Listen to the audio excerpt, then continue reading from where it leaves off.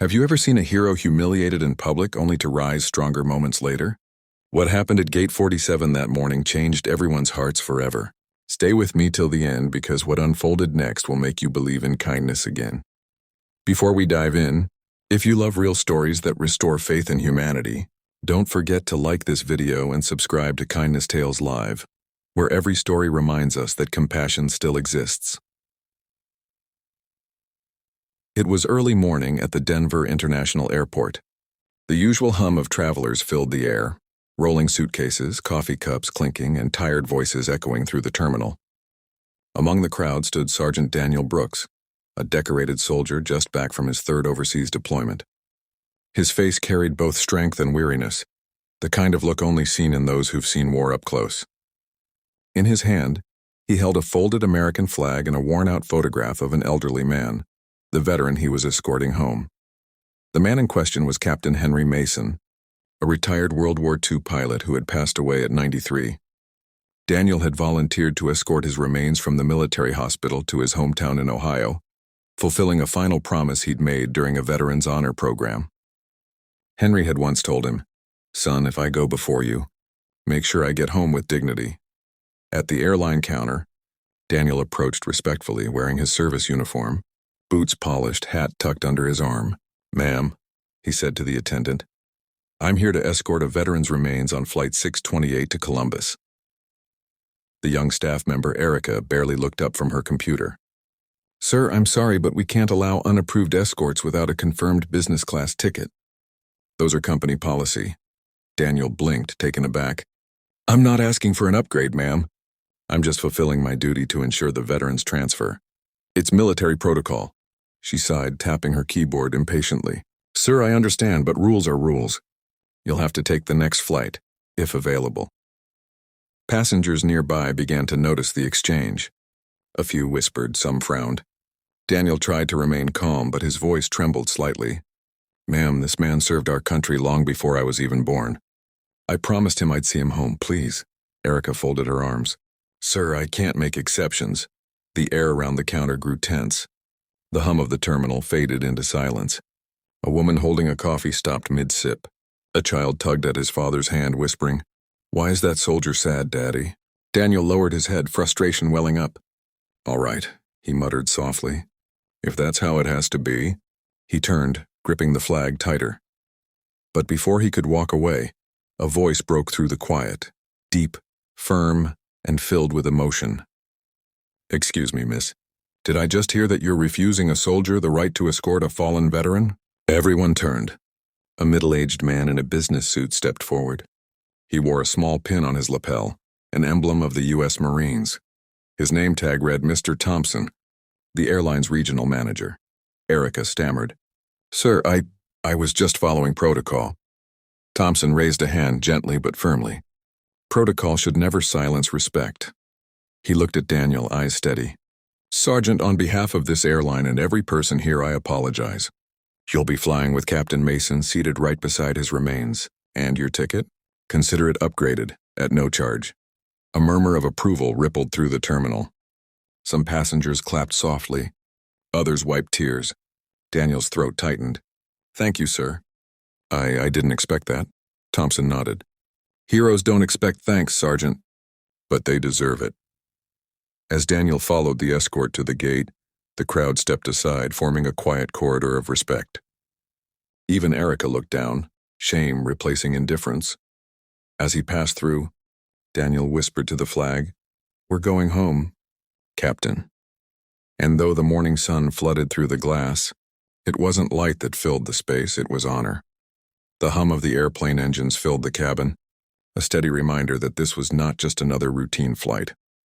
Passengers chatted quietly, some scrolling through their phones, others dozing off beneath dim reading lights. But for Sergeant Daniel Brooks, this journey carried far more weight than any mission he'd ever flown. Just a few feet away, beneath the American flag and carefully arranged flowers, rested the casket of Captain Henry Mason, a man who had once risked his life so others could live free. Daniel sat by the window, his uniform crisp but his heart heavy. He looked at the folded flag resting on his lap, running his thumb across its stitched stars. You made it this far, Captain, he whispered. I'll make sure you get home. The flight attendant, a kind woman named Lydia, approached quietly. Sergeant Brooks, we've all been told about your escort mission. I just wanted to say it's an honor having you aboard. Her eyes glistened. My grandfather served in Vietnam. I wish someone like you had been there to bring him home. Daniel nodded, grateful but struggling to speak. Thank you, ma'am. Just doing what's right. Moments later, the intercom crackled to life. Ladies and gentlemen, the captain's voice came through, calm but firm. Before we begin our ascent, I'd like to inform you that we have a very special passenger today. Sergeant Daniel Brooks is accompanying the remains of Captain Henry Mason, a World War II veteran and American hero. Let's all take a moment to remember and honor those who've served our country. The cabin fell silent. Then, one by one, passengers began to applaud. Not loud or celebratory, but slow, steady, and full of respect. Daniel lowered his head, emotion tightening his chest. He wasn't used to applause. Soldiers rarely were. As the plane climbed through the clouds, Daniel closed his eyes and drifted into thought. Memories of his own tours came rushing back. The comrades he'd lost, the promises he'd made, the burden of seeing too much too young. He remembered meeting Captain Mason at the VA hospital a year ago. Henry had been frail, but his eyes sparkled with mischief. He had told stories of flying through enemy fire, of hope, of courage, and of loss. Daniel had laughed like a kid listening to his hero, not realizing how deep their bond would grow. Halfway through the flight, Daniel felt a tap on his shoulder. A little boy, maybe 8 years old, stood there nervously clutching a small toy plane. Sir, the boy whispered, are you the soldier who's helping the hero? Daniel smiled softly. Yes, buddy. I'm helping him get home. The boy's eyes widened. My grandpa was a soldier too. He says real heroes never die, they just fly higher. For a moment, Daniel couldn't speak. He took off his military cap and handed it to the boy. Your grandpa's right. And you can wear this just for a minute so you'll remember that. The boy grinned proudly before returning to his seat, clutching the cap like treasure. The entire cabin seemed to glow with quiet reverence.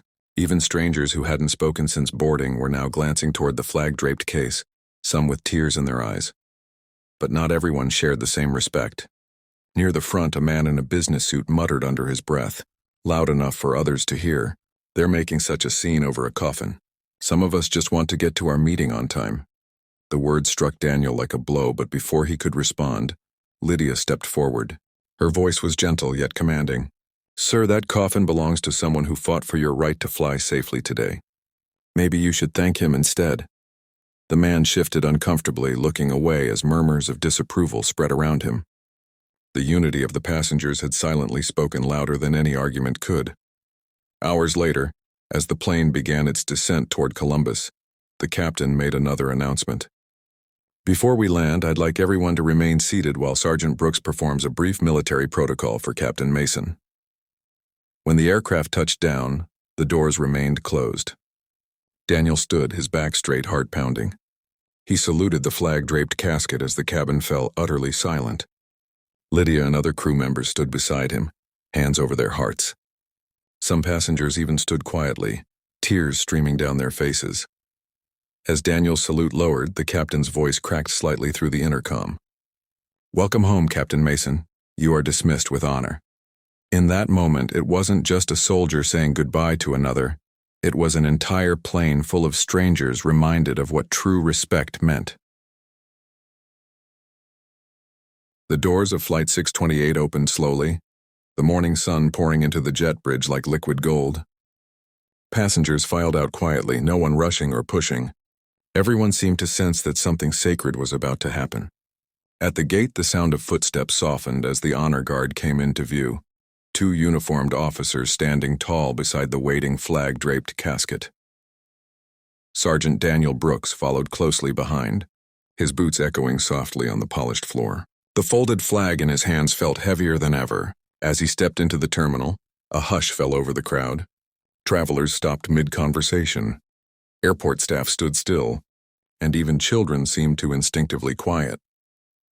At the end of the gate area stood Evelyn Mason, Captain Henry Mason's 68-year-old daughter. Her silver hair framed eyes red from tears, but her posture carried quiet strength. Beside her were her husband and 2 grandchildren, a teenage boy and a young girl holding a bouquet of white lilies. Evelyn stepped forward, trembling. "Are you Sergeant Brooks?" Daniel nodded. "Yes, ma'am. Henry spoke a lot about you. He was proud of the family he built." Her lips quivered into a small smile. "He was proud of you, too. He used to call you his second son." Those words struck deep. Daniel blinked hard, swallowing the lump in his throat. "He gave me advice I'll never forget. Said courage doesn't mean going to war, it means coming home and still believing in goodness." Evelyn placed a gentle hand on the flag. "He always said that," she whispered. "He used to tell us, heroes aren't made on battlefields. They're made in moments of kindness." Reporters who had gathered quietly stepped back, filming respectfully. Airport staff lined the walkway as the honor guard carried the casket forward. Daniel walked beside it, hand resting gently on the edge, his eyes locked on Evelyn's family following behind. When they reached the transport area, the military hearse stood ready. The driver saluted Daniel, then opened the back door with reverence. As the casket was placed inside, Evelyn's young granddaughter, barely 10 years old, approached Daniel timidly. "Sir, did my great-grandpa really fly planes?" she asked, her voice innocent and soft. Daniel knelt down to her level, smiling faintly. "He sure did. He was brave. But you know what made him special?" She shook her head. "He never stopped being kind, even when it was hard." The girl's eyes sparkled with tears she didn't fully understand. She reached out and hugged Daniel tightly around the neck. The gesture, so small, so pure, broke him. He wrapped one arm around her gently, whispering, "He's home now, sweetheart." Evelyn wiped her eyes. "Sergeant Brooks, I can't thank you enough for what you've done. We had no idea anyone still cared this much." Daniel stood, looking at the family. "Ma'am, there are still people who care. I promised Captain Mason I'd see him home. I wasn't going to let anyone or any rule stand in the way of that." Behind them, the same airline manager, Mr. Thompson, approached quietly. "Sergeant Brooks," he said, "I want you to know the airline will be covering the entire cost of the family's onward transport and memorial arrangements. It's the least we can do." Evelyn gasped softly. "You mean—" Thompson nodded. "Yes, ma'am. Captain Mason served our nation. It's our turn to serve him." The crowd around them began to clap, gentle, reverent applause that echoed through the terminal. Some travelers stood with hands over their hearts. A few whispered prayers, and in that moment the airport wasn't just a place of departures and arrivals. It became a place of unity and remembrance. As the hearse doors closed, Daniel gave one final salute. The sound of it, a crisp, perfect motion, hung in the air like a prayer. Evelyn placed her hand over her heart. "He would have been proud of you," she said softly. Daniel smiled faintly. "No, ma'am. I'm proud of him." The family slowly departed, following the hearse toward the exit. Daniel stood there alone for a long moment, surrounded by silence and sunlight, thinking about how one man's life and one act of defiance had brought strangers together in compassion. Then, from the crowd, a young man wearing an airport maintenance vest approached him shyly. "Sir," he said, voice trembling, "I saw what happened at the counter earlier. You reminded me of my dad. He was in the service too. I just wanted to say, thank you." Daniel smiled. "Keep that kindness alive, son. That's what your dad would want." As he walked toward the terminal exit, the echo of applause faded, but the warmth in his chest did not. The Ohio morning was quiet and gray, a soft mist curling over the rolling hills of Maplewood Cemetery. Rows of flags fluttered gently in the wind, their red, white, and blue rippling in solemn rhythm. The crowd gathered beneath the canopy was silent, dozens of townspeople, veterans, and family members who had come to honor Captain Henry Mason's final homecoming. Sergeant Daniel Brooks stood at the edge of the crowd, his uniform pressed, his posture rigid despite the ache in his chest. He had spent years attending military funerals, but this one felt different. This one wasn't duty. It was personal. At the front, Evelyn Mason and her family sat quietly beside the casket draped with the American flag. The sound of a lone bugle pierced the air, playing taps, its haunting melody echoing through the stillness. Even the wind seemed to pause to listen.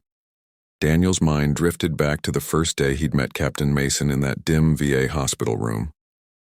The old pilot had joked that he could still outfly any young hotshot if they gave him his old plane. But behind the humor, Daniel had sensed something else, a man who carried the weight of memories no one else could understand. As the ceremony continued, the honor guard performed the flag-folding ritual. Each fold crisp, deliberate, symbolic. Daniel watched, his throat tightening as he remembered the promise he'd made. When the final corner of the flag was tucked perfectly, the lead officer turned and stepped toward Evelyn, holding it out with both hands.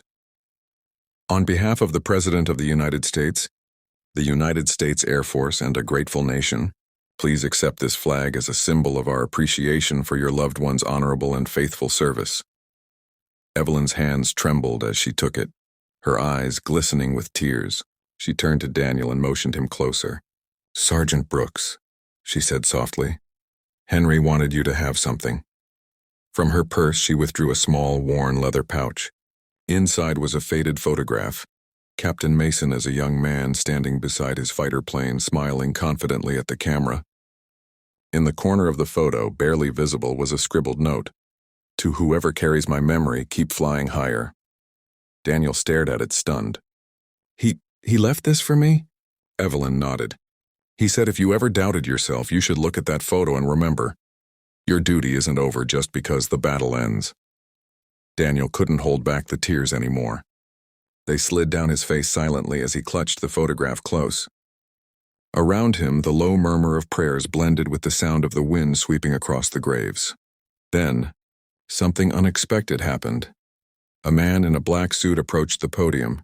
It was Mr. Thompson, the airline regional manager, who had stood up for Daniel at the airport. He adjusted the microphone, his voice firm yet emotional. "Ladies and gentlemen, I wasn't part of Captain Mason's life, but I was witness to what his legacy inspired. A few days ago, I saw a soldier stand against rules, not out of defiance, but out of respect. That soldier reminded all of us that honor isn't written in policy, it's written in character." He turned toward Daniel. "Sergeant Brooks, because of what you did, our airline has created a new initiative, the Honor Flight Escort Program. From now on, every fallen veteran traveling home will be accompanied by a soldier, free of charge. You changed how we see service, sir." Gasps rippled through the crowd. Daniel stood motionless, overwhelmed. The applause that followed was soft at first, then grew. Gentle, heartfelt, like the heartbeat of gratitude itself. Evelyn smiled through her tears. "Henry would have loved that," she whispered. "You gave his final journey a purpose far beyond this day." As the ceremony ended, Daniel stepped forward for one last salute.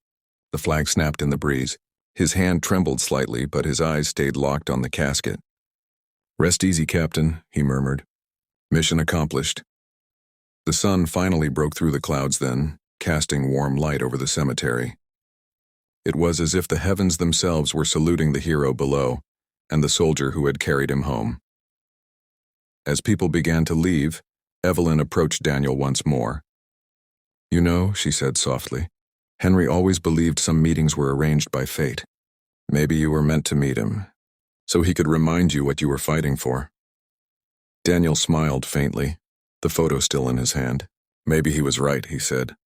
"Maybe I needed this mission more than he did."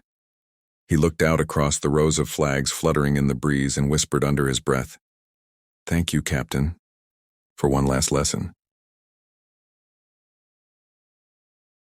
Weeks passed since Captain Henry Mason's funeral, yet Sergeant Daniel Brooks couldn't shake the feeling that something within him had changed.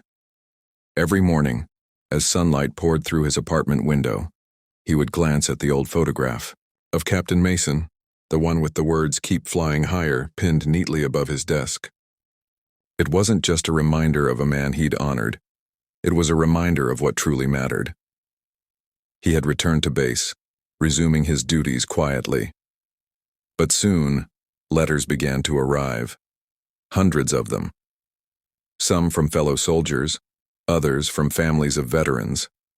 One woman wrote, "Because of you, my father was brought home with honor." Another said, "My brother always believed soldiers looked out for each other. You proved him right." Daniel was overwhelmed. He hadn't done any of it for recognition. He'd simply kept a promise. Yet somehow his act had inspired something bigger than himself. Then one afternoon, while walking through the base corridor, His commanding officer, Colonel Peters, called him in. "Brooks," he said with a proud smile, "you've started something remarkable." Daniel looked confused. "Sir?" The colonel handed him a newspaper.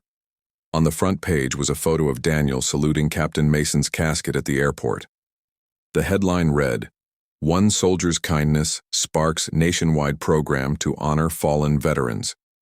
Below it was the story of the Honor Flight Escort program, the initiative that Mr. Thompson and the airline had launched. But now, it wasn't just one airline. Dozens across the country had joined. Veterans groups, schools, and communities had started hosting welcome home ceremonies at airports for every soldier returning, living or fallen. The colonel's voice softened. "You didn't just honor one veteran, son. You reminded a nation what respect looks like." Daniel swallowed hard, emotion tightening in his chest. "Sir, I just did what any soldier would do." Peters shook his head. "No, Sergeant, you did what a good man would do." A few days later, Daniel received a call from Evelyn Mason. Her voice trembled with warmth. "Sergeant Brooks," she said, "we're having a small dedication at the museum next week. Dad's plane, the one he flew in the war, it's being restored and displayed. We'd love for you to be the guest of honor." Daniel hesitated, humbled. "Ma'am, I don't deserve that honor." Evelyn chuckled softly. "You earned it the day you refused to walk away at that airport." When Daniel arrived at the National Air Museum, he didn't expect what awaited him. Beneath the towering wings of Captain Mason's restored fighter plane stood dozens of veterans, their families and children waving small flags. At the OIN base of the display plaque was an inscription that read, "Dedicated to Captain Henry Mason and Sergeant Daniel Brooks. 2 generations, 1 legacy of honor." Daniel's breath caught in his throat. He traced the engraved letters with his fingers, unable to speak. Evelyn placed her hand on his shoulder.